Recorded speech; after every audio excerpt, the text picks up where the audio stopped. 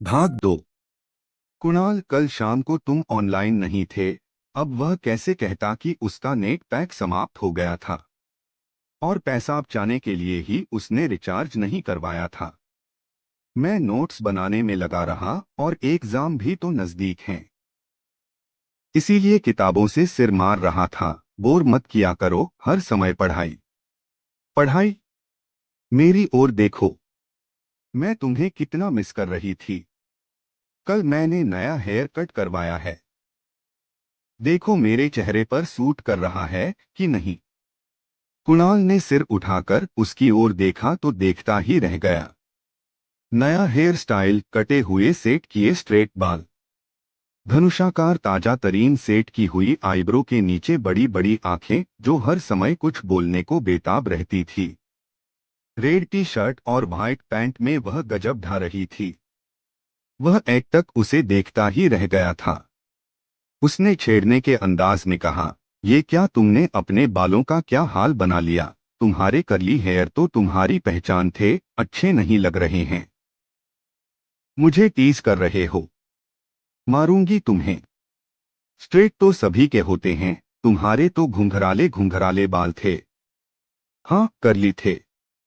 मुश्किलों में तो मम्मा से परमिशन और 2000 रुपये मिले तब तो इन्हें स्ट्रेट करवा पाई। वह अपने बालों पर अपने हाथों को फेरती है। मॉम कहती हैं कि केमिकल से बाल खराब हो जाएंगे। वह गौर से उसकी बातें सुनता है। मॉम की बात तो सही है, लेकिन स्ट्रेट करवाने की तुम्हें क्या जरूरत पड़ गई। कर्ली बाल में तो तुम बहुत सुंदर लगती थी। क्या कहा? तेरी वजह से तो मैंने अपने बाल स्ट्रेट करवाए। उस दिन पार्टी में तू निशु के बालों से अपनी नजर नहीं हटा रहा था, मुझे इग्नोर कर रहा था। उसी दिन मैंने निश्चय कर लिया था कि मैं उसी की तरह अपनी हेयर स्टाइल बनवाऊंगी।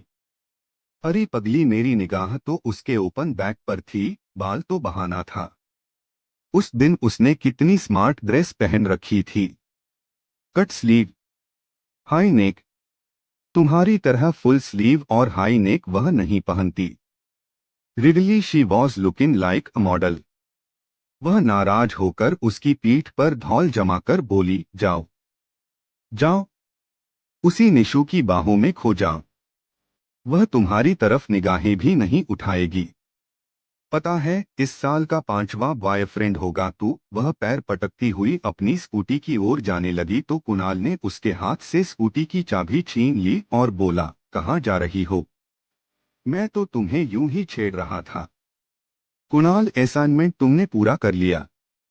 हाँ यार, कल रात भर जग कर तो पूरा किया है। डियर, तुम मेरी हेल्प कर दोगे? ना चाहते हुए भी संकोच और दोस्ती बचाने के लिए वह बैठकर उसका असाइनमेंट पूरा करता रहा और वह बैठकर अपने मोबाइल पर किसी के साथ हंस हंस कर चैटिंग करती रही थी। वह मन ही मन खींच रहा था लेकिन कुछ कह नहीं सकता था। आखिर वह उसकी गर्लफ्रेंड जो ठहरी। एक दिन निया क्लास में परेशान सी उखड़ी उखड़ी सी बैठी हुई थी। क्या हुआ? तुम्हारा मूड क्यों खराब है? आज मेरा मूड बहुत खराब है।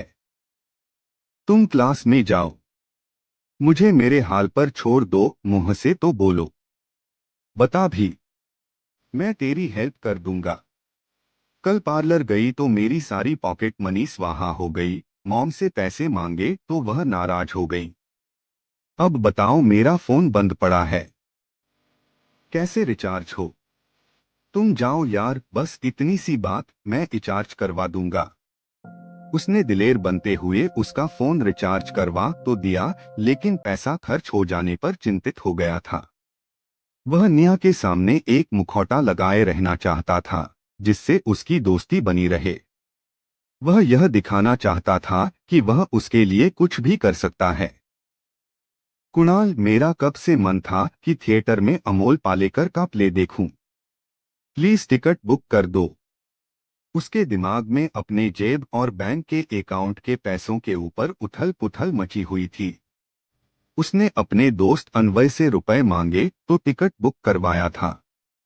वह निया के साथ पाने की कल्पना से बड़ा खुश और एक्साइटेड था, परंतु वह नहीं जानता था कि वह किस भंवर जाल में फंसता जा रहा था।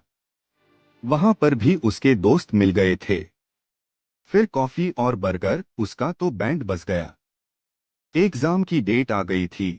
वह उसी की तैयारी में लगा था कि मैसेंजर पर नोटिफिकेशन आया तो वह बेचैन होकर तुरंत देखने लगा। माई वैलेंटाइन, हैप्पी वैलेंटाइन डे। उसके दिल की धड़कन बढ़ गई थी। निया उसे मेरा वैलेंटाइन कह रही थी, अब तो उसे कोई महंगा सा गिफ्ट देना पड़ेगा। वह उस दिन उसे जबरदस्ती पिक्चर देखनी है कहकर ले गई थी। तुरंत 1,000 खर्च हो गए। वह मन ही मन सोच रहा था कि निया को सामने क्यों शाहखर्च बन जाता है। आखिर उसे अपनी पॉकेट का वजन भी तो देखना चाहिए।